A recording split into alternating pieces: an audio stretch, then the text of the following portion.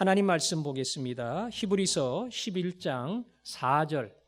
믿음으로 아벨은 가인보다 더 나은 제사를 하나님께 드림으로 의로운 자라 하시는 증거를 얻었으니 하나님이 그 예물에 대하여 증언하심이라. 그가 죽었으나 그 믿음으로써 지금도 말하느니라. 아멘. 히브리서 11장은 믿음장이다, 그렇게 말씀드렸죠. 지난 주일 믿음장의 서두를 열었습니다.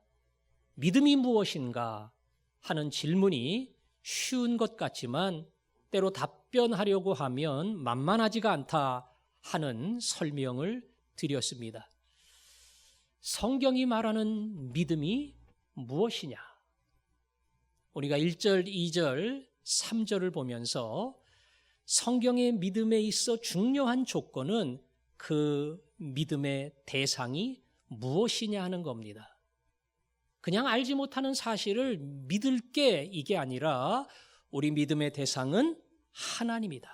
그리고 하나님의 말씀이다. 3절이 이야기했지요. 온 세상이 하나님이 창조했다는 것, 그걸 우리는 믿음으로 안다. 아무도 가본 적도 없고 본 적도 없고 경험한 적도 없지만 성경을 통해 존재하는 모든 것은 하나님이 창조했다. 그래서 산과 바다와 강과 들꽃을 보면서 하나님이 얼마나 아름답게 창조하셨는가, 그것을 우리는 발견하곤 합니다. 그래서 믿음은 우리가 확인하진 못했지만 말씀을 통해서 깨달은 그것을 바라볼 때에 그것이 내 앞에 있는 실상과 같고, 보지는 못하였지만 마치 붙든 것처럼 증거를 잡은 것과 같다. 성경의 믿음은 바로 하나님을 향한 이 분명한 확신이다. 이것이 지난 주일날 여러분과 함께 나누었던 믿음에 관한 서론입니다. 오늘부터는 그 믿음의 길을 달려갔던 믿음의 타자들이 나오는데, 오늘 1번 타자 누굽니까? 아벨에 대해서 여러분과 함께 나누겠습니다. 1번이 중요합니다. 1번 타자를 잘 보면 그 팀이 어떤 팀인가, 수준이 어느 정도인가, 어떤 색깔을 가지고 있는가, 이 1번을 잘 보면 그것을 알 수가 있습니다. 그래서 오늘 연대적인 설명이지만 1번에 설명한 아벨, 믿음의 사람 아벨, 그의 믿음이 무엇이었나 하는 것을 우리는 찾아갈 겁니다. 자, 아벨 그러면 떠오르는 또 하나의 인물이 누굽니까? 가인입니다. 가인과 아벨, 형과 동생이죠. 우리가 읽은 4절에 보니까 믿음으로 아벨은 가인보다 더 나은 제사를 드렸다. 가인과 비교할 때에 아벨은 가인보다 더 나은 제사를 하나님께 드렸다는 겁니다. 가인의 제사가 80점인데 아벨의 제사는 100점이다. 그 말이 아니에요. 창세기 4장에 보면 하나님이 가인의 제사는 거부했습니다. 그러나 아벨의 제사는 받으셨어요. 그런 의미에 있어서 가인과는 전혀 다른 제사, 거부당한 제사가 아니라 하나님이 받으시는 제사를 드렸다. 이게 바로 나은 제사입니다. 자, 오늘의 질문은 왜 하나님은 아벨의 제사를 나은 제사, 하나님이 받으시는 제사로 여기고 기뻐하셨을까? 그 질문의 답을 찾는 겁니다. 따라서 성경을 해석하는 것인데, 해석 그러니까 벌써 머리가 아파가지고 해석은 목사님이나 하시지 그걸 또 뭐 설명하려고 하나, 이렇게 겁먹는 분도 있어요. 전혀 어렵지 않아요. 제 설명을 잘 듣다 보면 아벨이 가지고 있는 믿음의 제사가 저런 것이구나 하는 것을 여러분이 찾아갈 수 있습니다. 이유는 잘 따라와야 돼요. 따라가다가 앞에 거 잊어버리면 뭔 얘기했는지 모를 수가 있어요. 잘 따라오다 보면 막판에 제가 질문을 할 텐데 그 질문에 여러분이 답할 수도 있습니다. 자, 무엇이 아벨이 드렸던 믿음의 제사냐? 설명이 전혀 없어요. 그런데 오늘 11장 4절에 보니까 믿음으로 아벨은 가인보다 더 나은 제사를 드림으로 그 다음에 뭐라 그랬죠? 의로운 자라 하시는 증거를 얻었으니 그런 표현이 나옵니다. 믿음으로 예배 드린 아벨을 하나님은 의롭게 여겨주셨다. 의하면 요즘 설교 시간에 많이 들어본 단어 같지요? 예. 의에 줄이고 목마른 자, 의를 위해 박해를 받는 자, 하나님의 나라와 하나님의 의를 구하라. 그 의에 대한 설명을 제가 여러 번 했습니다. 의는 착하게 사는 것을 말하는 것이 아니에요. 그 의는 하나님의 의를 말합니다. 하나님의 의가 얼마나 거룩해요. 그런데 아벨을 그렇게 의롭다고 해주신 겁니다. 아벨이 어떻게 하나님의 의를 가지고 나갈 수 있어요? 못 나갑니다. 성경에 보면 하나님의 법이 쫙 있어요. 거짓말하지 마라, 탐내지 말라. 그런 하나님의 법 앞에 깨끗한 사람이 누가 있겠어요? 하나님의 법 앞에 당당한 사람은 한 명도 없습니다. 그러나 성경은 말합니다. 로마서 3장 21절에 이제는 법이 아니라 율법 외에 다른 법으로 하나님이 우리를 의롭다 하심이 나타났으니 곧 예수 그리스도를 말미암음이라. 법을 잘 지켜서가 아니라 예수님을 통해서 의롭다 하는 새로운 길을 열어 놓았다는 겁니다. 아주 중요합니다. 여러분이 착하게 살아서 천국 가는 거 아니에요. 여러분이 교회 열심히 다녀서 하나님이 받아주시는 거 아니라고요. 그거 가지고 하나님 앞에 점수 딸 사람, 합격 점수를 받을 사람은 한 명도 없다는 거예요. 그래서 하나님이 다른 길을 열어주셨는데 예수 그리스도를 믿음으로 말미암아 의롭다 하시는 길을 열어주셨다. 뭘 믿는 거예요? 성자 예수님이 죄인인 나를 위해 오셨다. 그리고 나의 모든 죄값을 대신하여 그분이 십자가에서 죽으시고 피를 흘려주셨다. 이 사실을 내가 감사함으로 받아들이는 겁니다. 바로 예수 그리스도를 그 믿음으로 받아들일 때에 내 모든 죄가 예수님의 피로 사라지고 청산되고 하나님 앞에 깨끗한 의인으로 여김을 받는 겁니다. 이게 바로 의롭다함을 받는 거예요. 하나님의 법을 지켜서 그 앞에 쓸 사람은 여러분 가운데 한 명도 없다. 그러나 하나님께 의롭다함을 받는 길, 그거는 예수 믿는 길이다. 나 같은 죄인을 위하여 이 땅에 오신 예수, 날 위해 죽은 예수, 그 예수를 마음에 영접하고 받아들일 때에 그 사람은 의롭다 하심을 얻는다는 거예요. 자, 이게 아벨의 제사하고 무슨 관계가 있는가? 가인도 제사를 드렸고 아벨도 제사를 드렸습니다. 가인은 농사짓는 자고 아벨은 목축을 하는 사람이에요. 가인은 자연스럽게 그 곡물을 가지고 제사를 드렸고 아벨은 양의 새끼를 가지고 하나님께 제사를 드렸습니다. 얼뜻 보면 똑같은 것 같지만 피로 말미암는 속죄를 믿는 제사, 그 제사는 반드시 짐승의 피가 있어야 돼요. 아벨은 그 피의 제사를 드렸고 가인은 그것과 전혀 관계없는 자기식의 제사를 드렸다는 겁니다. 그래서 하나님은 아벨을 의롭다 해주시고 가인의 제사를 거부한 겁니다. 성경은 믿음으로 아벨은 가인보다 더 나은 제사를 드림으로 의롭다 하시는 증거를 받았느니라. 그 다음에 뭐라 그랬어요? 하나님이 뭐라고요? 그 예물에 대하여 말씀하시느니라. 제물에 대하여 하나님이 말씀했다.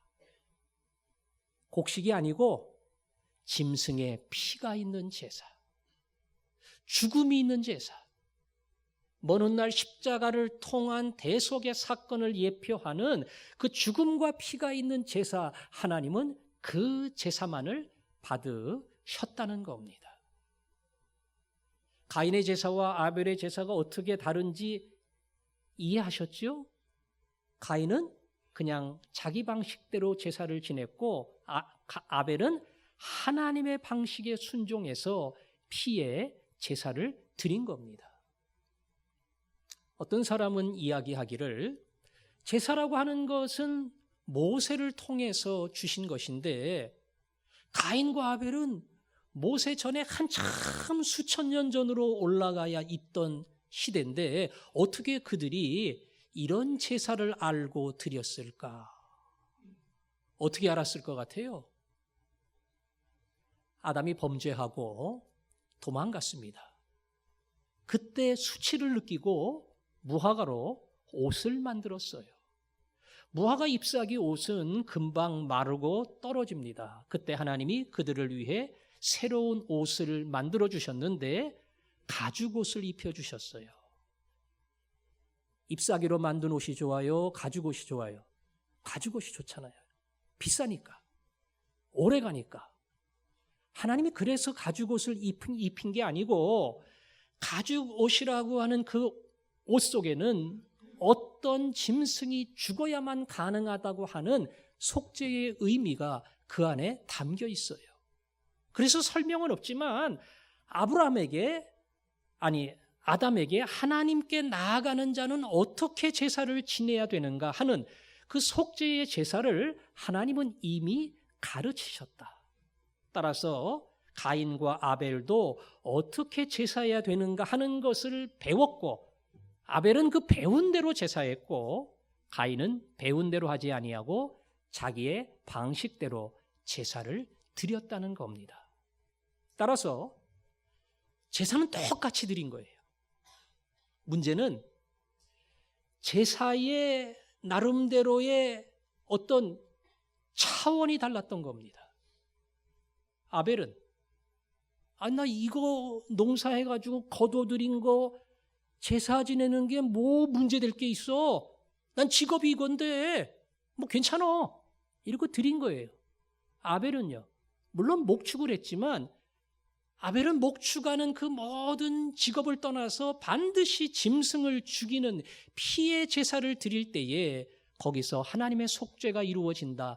이 하나님의 가르침을 믿고 그 제사를 드린 겁니다. 따라서 이 제물이 가인은 거부당하고 아벨은 하나님께서 받으시는 이 분명한 구분을 만들었다는 겁니다. 그럴 것 같아요? 예. 제 설명을 들으면서 그럴 수 있겠다. 그렇게 고개가 끄덕끄덕 해야 돼요. 여러분 히브리서를 주의 깊게 읽어보신 분은 히브리서 1장부터 10장까지가 전부 그 내용입니다. 피, 제물, 대제사장. 구약은 짐승이지만 이제는 영원하신 하나님의 아들이 제물이 되어 영원한 속죄를 너희를 위해 치르셨다. 그걸 계속 10장까지 설명해요. 그리고 11장에 믿음으로 아벨은 할 때 그 아벨의 제사가 피의 제사라고 하는 것이 자연스럽게 연결이 됩니다. 따라서 어떤 제사를 드릴 것인가? 어떤 마음을 가지고 하나님께 예배를 드릴 것인가 하는 것은 굉장히 중요합니다.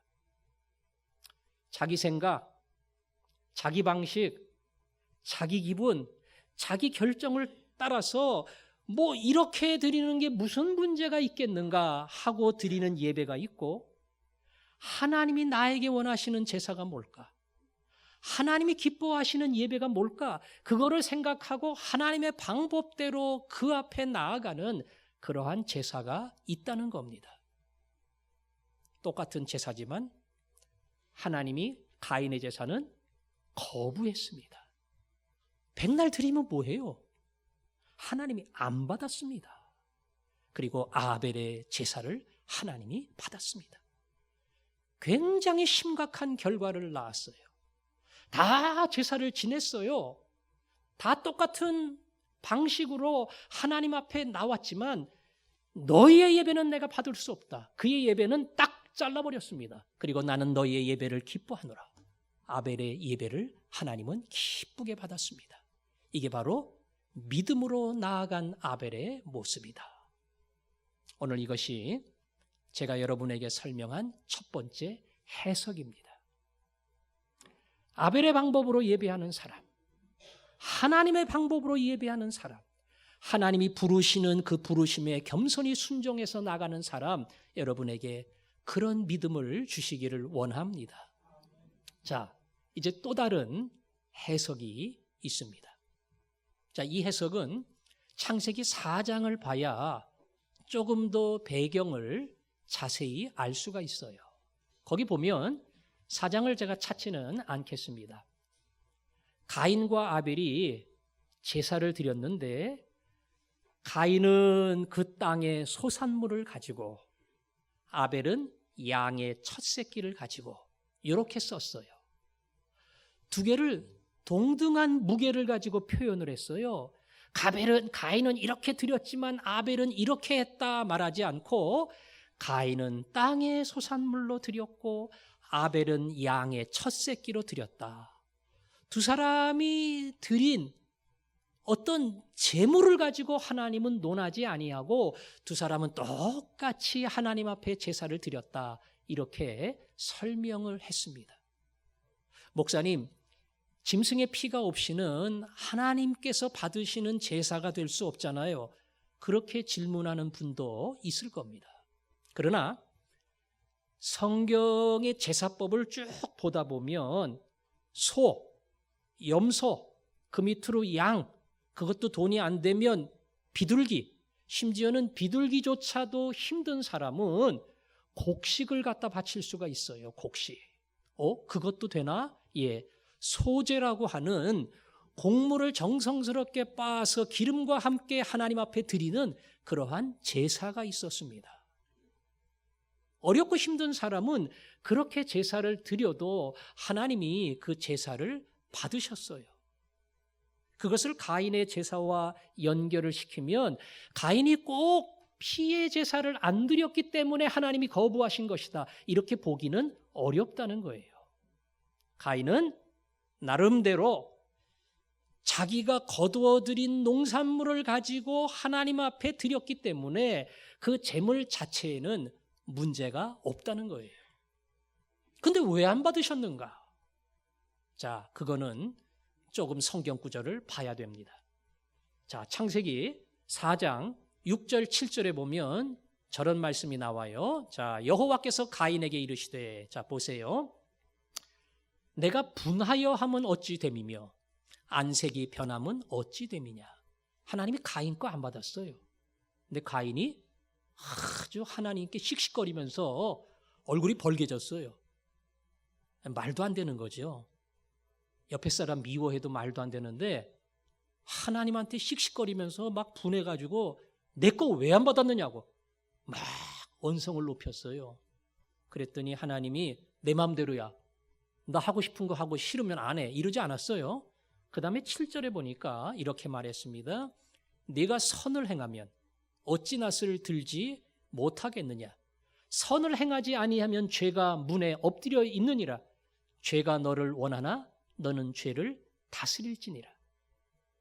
네가 정말 떳떳한 사람이면, 네가 정말 바른 사람이면 왜 낫을 들지 못하겠느냐. 왜 내가 너의 제사를 받지 않겠느냐. 오히려 죄가 너의 문 앞에 와서 너를 다스리고 있으니 그런 사람의 제사를 내가 어떻게 받겠느냐. 죄는 너를 유혹하기 원하지만 너는 죄를 다스려야 된다. 하나님을 섬기는 사람은 이래야 된다. 하나님이 그렇게 거꾸로 가인을 책망을 했습니다. 자, 이 구절을 잘 보니까 재물이 문제가 아니죠. 뭐가 문제예요? 재물을 드리는 사람이 문제입니다. 재물을 드리는 사람이 문제예요. 곡물을 드렸느냐, 짐승의 피를 드렸느냐, 하나님은 이것으로 따진 게 아니고 곡물을 드린 사람이, 그리고 짐승을 드린 사람이 어떤 마음의 준비를 가지고 어떠한 모습으로 하나님 앞에 나와서 제사를 드렸는가, 하나님은 이것을 중요하게 여긴다는 겁니다. 그래서 창세기 4장에 보면 이런 표현이 나와요. 하나님이 가인과 그의 제사는 받지 않으시고 아벨과 그의 제사는 받았느니라. 정확히 표현하려면 하나님이 가인의 제사를 받지 않고 아벨의 제사를 받았다 이러면 되는데 그렇게 하지 않고 가인과 그의 제사를 받지 않았고 아벨과 그의 제사를 받았다. 앞에 이름을 쓴 것은 제물을 강조하려고 하는 것이 아니라 그가 하나님 앞에 받을 수 없는 죄인으로 폰만 잡고 제사를 드렸기 때문에 하나님은 그 제사를 받지 않으셨고 아벨은 믿음으로 거룩한 삶을 살다가 제물을 드렸기 때문에 하나님은 그 제물을 받으셨다. 따라서 중요한 것은 제물이 아니라 제물을 드리는 뭐라고요? 사람이다. 그 사람이 중요하다는 겁니다.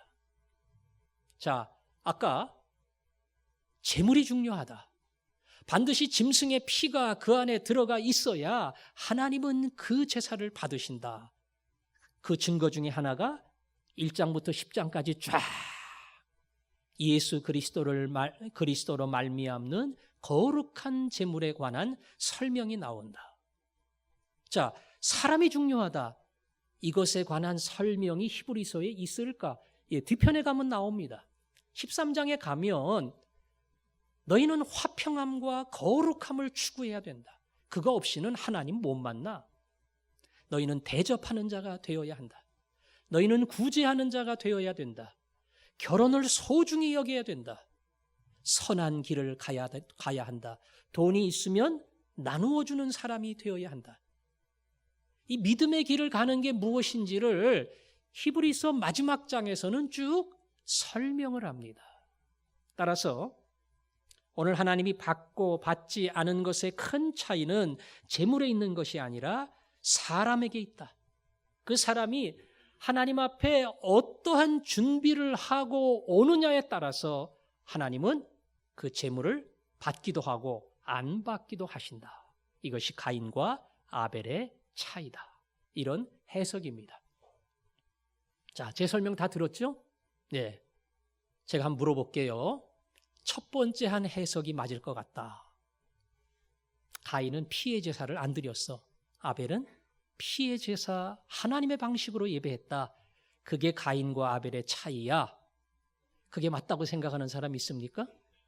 예, 질문이 좀 이상하니까 아닌가 보다 또 그럴 수 있는데 아니요. 뭐 두 개 다 맞을 수 있어요.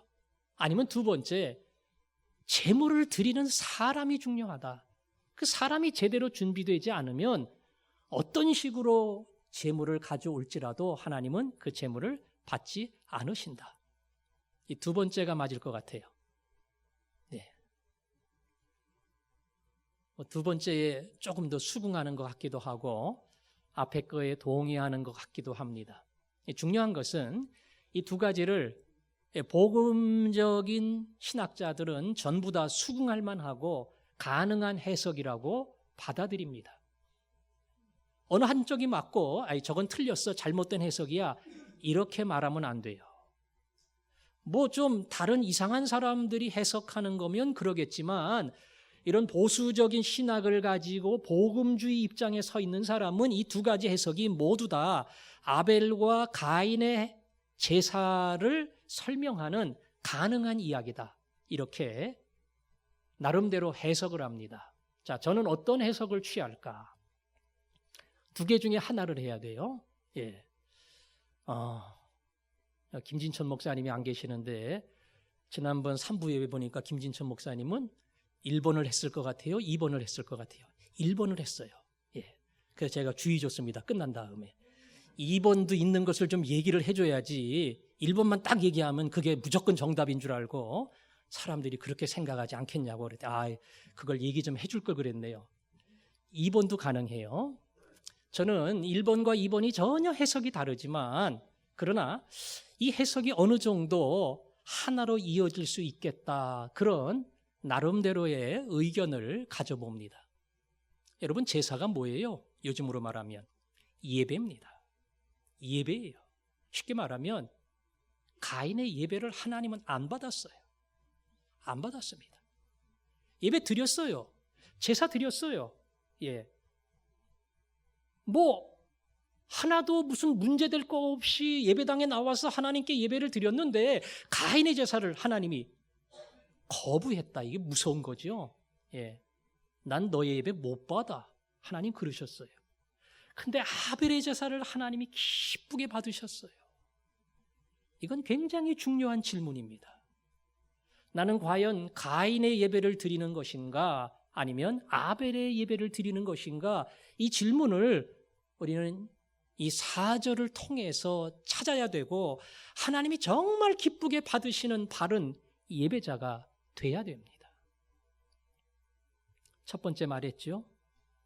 내가 예배할 수 있는 유일한 근거는 오직 하나. 날 위해 오신 예수. 날 위해 죽은 예수. 그분의 은혜가 아니고는 나는 도저히 하나님 앞에 나갈 수 없다. 이것에 대한 분명한 믿음과 고백이 있어야 됩니다. 제가 아무리 강조해도 귀담아 듣지도 않고 마음에 품지도 않고 전혀 이것과 관계없는 나름대로의 상식을 가지고 예배하는 분들이 있어요. 내가 화전중앙교회 20년 나왔는데 이 정도면 하나님이 내 예배를 받으실 거야. 아니 내가 이 정도 헌금을 하고 꾸준히 했는데 하나님이 내 예배 받지 않겠어? 찬양할 때 내가 막 열심으로 마음을 다해 찬양했는데 이 정도면 하나님이 나의 예배를 받으실 거다. 틀린 건 아닙니다. 다 맞는 얘기예요. 그러나 그것이 하나님이 내 예배를 받을 수 있는 이유는 아닙니다. 예배를 드리는 여러 가지 방법은 될 수 있어요. 그러나 하나님이 내 예배를 받으시는 유일한 방법은 내가 너를 위해 보내준 내 아들 예수 그리스도, 너를 위해 죽었던 내 아들 예수 그리스도, 네가 이 사실을 믿고 받아들이면 나는 너의 모든 죄를 예수 안에서 용서해 준다. 과연 너는 이것을 영접하고 받아들이느냐? 이게 하나님이 우리에게 요구하시고 묻는 질문이고 그 질문 앞에 우리가 아멘 할 때에 진정 하나님이 받으시는 예배자가 되는 겁니다. 그래서 예배 시간에 여러분 나왔을 때에 항상 그런 마음을 품어야 돼요. 하나님 제가 어떻게 여기에 나왔습니까? 하나님 제가 어떻게 예배자가 됐습니까? 하나님 제가 어떻게 하나님을 아버지라고 부릅니까? 하나님 어떻게 저를 내 아들 내 딸이라고 말씀하십니까? 저는 그게 너무 죄송하고 너무 감격스럽고 너무 감당할 수 없습니다. 오직 은혜입니다. 하나님이 저를 불러주셨고 무조건적인 예수 그리스도의 죽음의 대가로 저를 아들로 딸로 삼아주셨으니 하나님 감사합니다.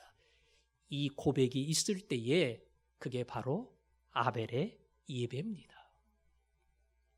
나 같은 죄인 살리신 주 은혜 놀라워. 나 같은 죄인 살리신 주 은혜 놀라워. 예배를 드리면서 내가 무엇을 하느냐, 어떤 예배를 드리느냐, 어떤 내가 배경을 가지고 하나님 앞에 나왔느냐, 이건 다 뒤로 하고 하나님 정말 나를 위해 오신 예수, 날 위해 죽은 예수, 그것 외에는 제가 하나님께 나갈 아무런 방법도 길도 없습니다. 제가 이것을 믿고 고백합니다. 그리고 나아갈 때에 하나님이 그의 예배를 받으셔요. 여러분이 이 고백이 없다면, 여러분의 가슴 속에 제가 얘기하는 이 설교에 대해서 동의하고 아멘할 수 없다면 죄송하지만 아무리 내가 앉아있더라도 앉아있는 것 자체는 귀한 거지요. 그러나 하나님은 그의 예배를 받지 않으신다는 것, 이것을 우리는 다시 한번 기억해야 합니다. 그러나 예수님이 날 위해 죽었다는 그 사실을 믿는 것만으로 하나님이 기쁘게 받으시는 예배가 되는 것은 아니에요. 오늘 성시 교독한 내용 기억하세요? 예. 모든 짐승을 가지고 오고 번제로 드릴지라도 나는 받지 않겠다. 구약에 이런 말씀이 얼마나 많이 나오나 몰라요. 너희들의 그 제사를 나는 너무나 싫어한다. 심지어 나는 그냥 역겨워. 예배 드린다는 것 자체가 나는 역겨워. 왜 예배 드려? 나는 너희들의 예배를 볼 때마다 도저히 참을 수가 없다. 예배를 드리는 너희들이 거룩한 사람이 되어야 하지 않겠냐. 예배를 드리는 너희 한 사람 한 사람이 하나님의 자녀로 합당하게 쓸 때에 이 예배가 나의 예배지, 어떻게 폼만 잡고 헌금만 드리고 재물만 잡아온다고 그게 내가 기뻐하는 예배가 될 수 있겠느냐. 하나님은 그렇게 여러 번 이스라엘 백성을 책망하고 책망했습니다. 예수님은 경건하다고 하는 바리새인들 책망했죠? 예, 독사의 자식들아. 왜요? 그럴듯하게 금식하고 기도하고 11조하고 예배하는 사람이에요. 그러나 그 속에는 온갖 욕심과 가식, 위선 이런 게 가득했기 때문에 폼 잡고 예배하면 뭐해? 거룩한 예배 드리면 뭐해? 너희는 전혀 예배자가 아니기 때문에 나는 너희 예배를 받을 수가 없다. 심지어는 유대인들을 향해서 야, 이 성전이 강도소굴이야. 강도소굴. 니네 다 강도야. 밖에 나가서 강도질 하다가 이제 주일 냈으니까 예배 드려야지. 그리고 여기 와서 편하게 찬송 부르고 예배 드리고 강도끼리 모인 소굴이야. 내 아버지의 기도하는 집을 그렇게 만들지 말라. 예수님이 그 정도로 강하게 말씀을 하셨어요. 그러니까 아무리 예수 그리스도의 피를 의지하여 나온다 할지라도 그 삶의 예배가 준비되어 있지 않는 사람은 하나님이 그의 예배를 기쁘게 받을 수가 없다는 거예요. 예수 그리스도의 피로 용서받은 것을 믿느냐? 네가 죄인이라는 사실을 아느냐? 그리고 예수 그리스도의 그 은혜로 남은 인생을 달려가야 한다는 거, 이걸 알고 있느냐? 그러면 그 길을 가라. 그리할 때 나는 너의 예배를 기쁘게 받으리라. 이것이 믿음으로 아벨을, 가인보다 더 나은 제사를 드렸다. 이 말씀의 의미입니다. 여러분, 우리는 주님 앞에 나올 때마다 십자가 은혜, 십자가 은혜, 예수님의 보혈, 예수님의 피, 날 위해 죽은 예수, 날 위해 살은 예수. 그 예수가 없다면 나는 여전히 죄인이지만 예수로 말미암아 나 같은 죄인이 하나님의 자녀가 되었다는 것, 이 사실을 잊으면 안 됩니다. 그리고 그 큰 은혜를 받은 사람은 하나님의 자녀로 한 주간 동안 거룩한 길을 갈 수밖에 없고, 그 거룩한 길을 갈 때에 하나님은 그의 예배를 기쁘게 받는다는 겁니다. 로마서 12장 1절에 보면, 그러므로 사랑하는 형제들아, 내가 하나님의 모든 자비하심으로 너희를 권하노니 너희 몸을 하나님이 기뻐하시는 거룩한 산제사로 드려라. 제물은 죽여야 되는 거예요. 그런데 살아있는 제물로 드려라. 너희 몸을, 너희의 날마다의 생활을 하나님 앞에 제물로 드려라. 이것이 너희가 드릴 영적 예배니라. 주일날 드리는 이런 순서를 따라 찬양과 기도와 말씀으로 드리는 예배, 이 예배가 있고, 그 다음에 삶의 예배가 있다. 산 제물로 너희 자신을 드리는 생활의 예배가 있다. 예, 그것이 또 다른 의미의 영적인 예배야. 이게 의식적 예배라면 또 다른 의미의 영적 예배는 너희들의 가정에서, 너희들의 일터에서, 너희들의 동네에서 이루어진다. 그 예배가 뒷받침될 때에 주일의 예배는 하나님이 받으시는 영광스러운 예배가 될 것이다. 이것이 오늘 아벨을 통해서 우리에게 주시는 하나님의 교훈이고 약속입니다. 우리는 믿음의 길을 가야 됩니다. 늘 그 은혜에 감사해야 됩니다. 그리고 한 주간 살면서 자꾸 반복해야 돼요. 그 반복 중에 하나가 밥 먹을 때 기도하는 거고요. 예. 반복 중에 하나가 하루라도 한 번씩 성경 말씀 꼭 펼치는 거고요. 반복 중에 하나가 자꾸 한 번씩 예수님 생각하는 겁니다. 하나님, 이 직장에서 저는 근무하지만 그러나 하나님 앞에 예배하는 겁니다. 하나님, 내 가정이지만 예배하는 마음으로 남편을, 아내를, 자녀를 제가 그 마음을 가지고 함께 삽니다. 6일 동안 힘써 내 모든 일을 하라. 이것이 안식일을 지키는 전제인 것처럼 우리가 하나님 앞에 그런 마음을 가지고 살아갈 때에 하나님은 아벨의 제사를 받은 것처럼 우리의 제사를 받으십니다. 저는 저의 예배가 그런 예배가 되기를 원합니다. 그리고 여러분의 예배가 그런 예배가 되기를 원합니다. 물론 우리의 마음이 때로는 딴 생각으로 가 있을 수도 있고, 집중하지 못할 때도 있어요. 집중을 제일 못하는 사람 가운데 하나가 저예요. 저 집중이 잘 안 돼요. 그냥 처음 예배 시작할 때부터 끝날 때까지 찬송가 단어 하나하나, 기도 한마디 한마디 그냥 모든 것 제가 집중해서 쏟게 해주세요. 대통령 앞에 섰는데 제가 딴 생각할 수 있겠어요? 하나님 앞에 집중해서. 집중이 안 될 때는 그냥 속으로 따라합니다. 그러면서 하나님, 제가 전심을 다해서 예배하기를 원합니다. 그런 제 소원을 주님 앞에 아뢰요. 여러분이 그 마음을 가지고 예배하는 거예요. 그 마음을 가지고 예수 그리스도의 피를 붙드는 거예요. 그리고 그 마음을 가지고 일주일을 사는 겁니다. 그 삶의 아름다운 제물을 가지고 나올 때에 믿음으로 아벨은 가인보다 더 나은 제사를 드림으로 의로운 자라 하시는 증거를 얻었으니 하나님이 그 예물에 대하여 말씀하시느니라. 그가 죽었으나 그 다음에 뭐라 그랬죠? 지금 살아서 말씀한다. 아벨은 억울한 사람이었습니다. 인생의 패배자였습니다. 가인은 어찌 보면 승리자처럼 보입니다. 그러나 진정한 승리자는 믿음의 사람 아벨이었습니다. 하나님이 받으시는 사람. 비록 그가 단명했지만, 짧은 인생으로 끝냈지만, 하나님은 오늘 11장 4절을 통해서 나는 가인을 받지 않고 아벨을 받았다. 그리고 훗날 대대로 너희들 아벨의 믿음을 본받으라. 예배 이렇게 드려라. 아벨처럼 예배하는 자를 나는 기뻐한다. 피의 제물을 가지고 한 주간을 믿음으로 전심을 다해서 살아간 사람, 바로 그 아벨의 제사, 그는 오늘도 너희들을 향해서 도전을 하고 그 예배로 나오는 모든 자를 나는 기쁘게 받으리라. 이것이 저와 여러분에게 주시는 약속인 줄로 믿습니다. 우리가 그 믿음을 가지고 주님이 가라고 하면 제가 갑니다.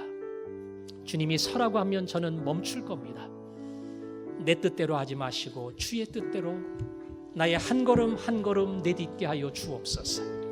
여러분이 그 믿음 가지고 살아갈 때에 오늘 여러분이 드리는 예배가, 아니 다음 주일 여러분이 드리는 예배가 하나님 앞에 산제물이 되어서 영적 예배, 하나님 기뻐하는 예배, 거룩한 예배로 올려질 줄로 믿습니다. 그 사모함을 가지고 함께 찬송합니다.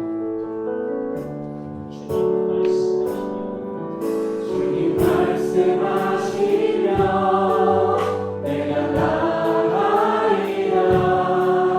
주님 뜻이 아니면 내가 멈춰서리라.